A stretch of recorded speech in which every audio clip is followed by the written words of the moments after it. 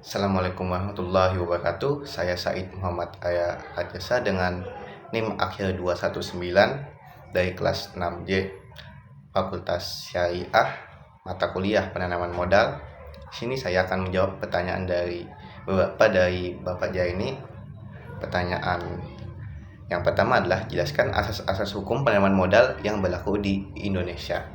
Di Indonesia, hukum penanaman modal sendiri diatur dalam Undang-Undang Nomor 25 Tahun 2007 tentang penanaman modal. Nah, dalam undang-undang ini terdapat beberapa asas. Yang pertama, asas kepastian hukum. Penanaman modal harus dilakukan berdasarkan peraturan yang jelas dan konsisten untuk memberikan kepastian hukum bagi investor. Yang kedua, ada asas keterbukaan. Pemerintah yang harus memberikan informasi yang transparan mengenai regulasi kebijakan serta prosedur terkait investasi.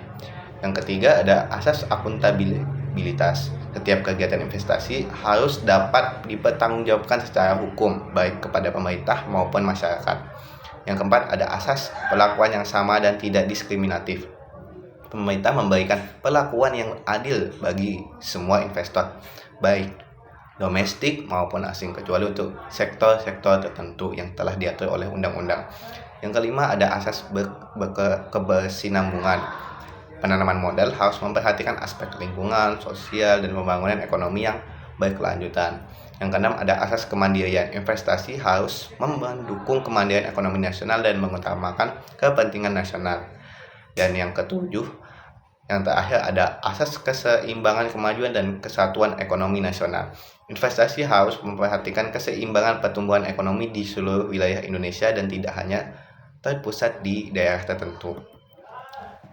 Nah, selanjutnya ada pertanyaan kedua, yaitu Badan Hukum Penanaman Modal Indonesia dipengaruhi beberapa faktor. Jelaskan dan apa akibatnya bagi Indonesia. Nah, Badan Hukum Penanaman Modal Indonesia dipengaruhi memang oleh beberapa faktor. Yang pertama ada faktor ekonomi. Pengaruhnya Indonesia membutuhkan investasi untuk mendorong pertumbuhan ekonomi, menciptakan lapangan kerja, dan meningkatkan daya saing global.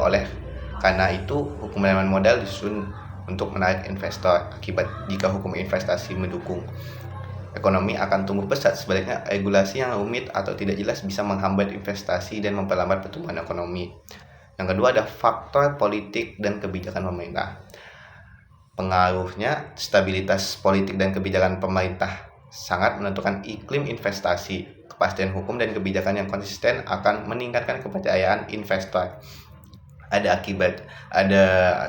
dari situ akibatnya, yaitu jika kebijakan sering berubah atau ada ketidakstabilan politik, investor bisa ragu untuk menanamkan modalnya. Sebaliknya, jika stabil, investasi akan meningkat. Yang ketiga ada faktor sosial dan biaya. Pengaruhnya, sikap masyarakat terhadap investasi asing dan kepentingan nasional turut mempengaruhi regulasi penanaman modal. Beberapa sektor strategis bisa dibatasi demi kepentingan nasional. Dan akibatnya, jika hukum terlalu protektif, investor asing bisa enggan masuk. Namun jika terlalu bebas, dikhawatirkan kepentingan nasional kurang terlindungi. Yang keempat ada faktor hukum dan regulasi. Pengaruhnya, kejelasan hukum, kepastian kontrak, dan perlindungan terhadap investor sangat menentukan daya tarik investasi. Akibatnya, regulasi yang tidak jelas atau sering berubah bisa menimbulkan ketidakpastian hukum, menghambat investasi, dan memicu sengketa hukum.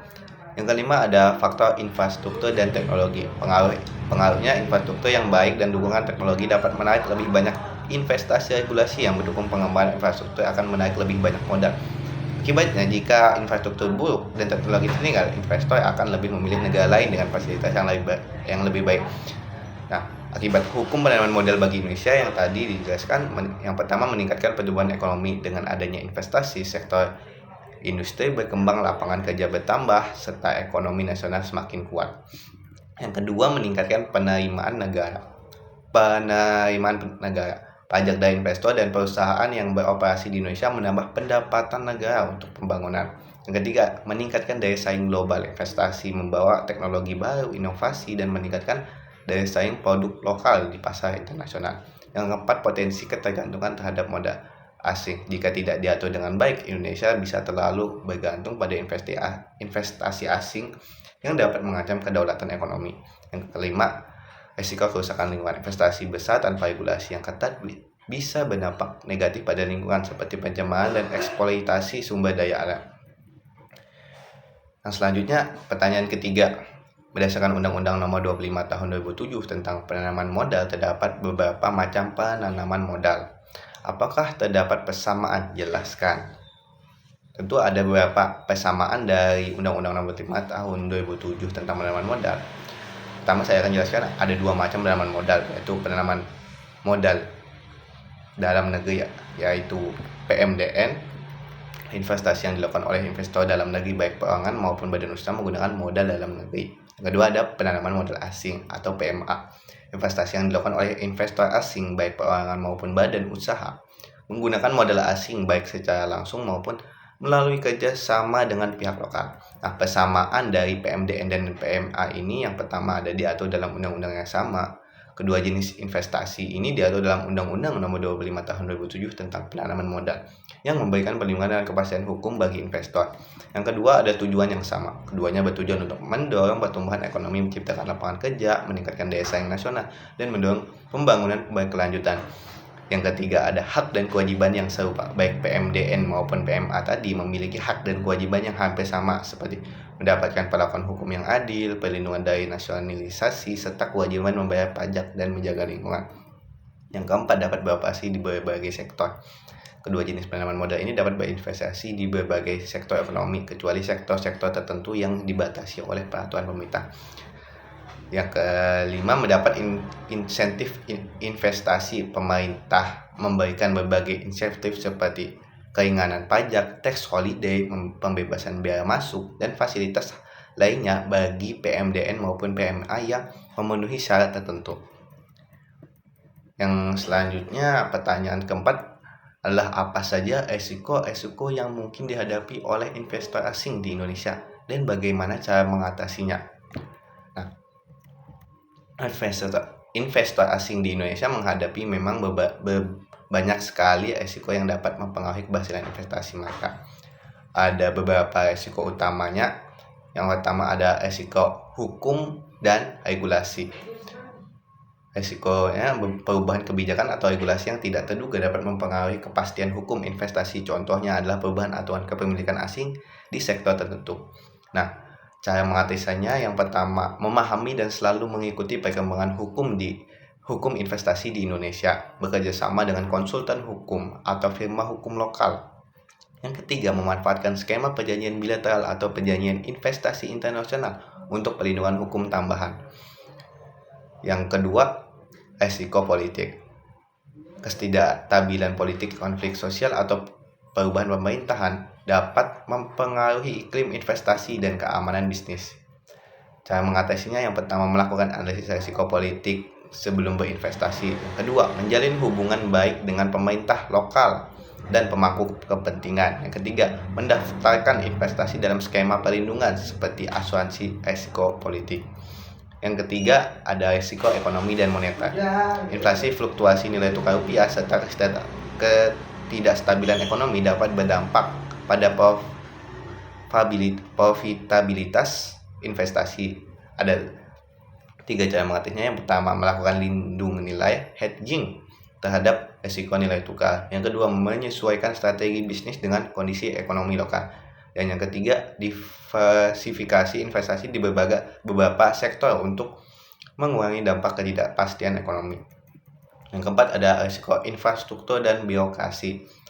Keterbatasan infrastruktur seperti listrik, jalan, dan pelabuhan dapat menghambat kelancaran bisnis. Selain itu, birokrasi yang panjang dapat memperlambat perizinan investasi.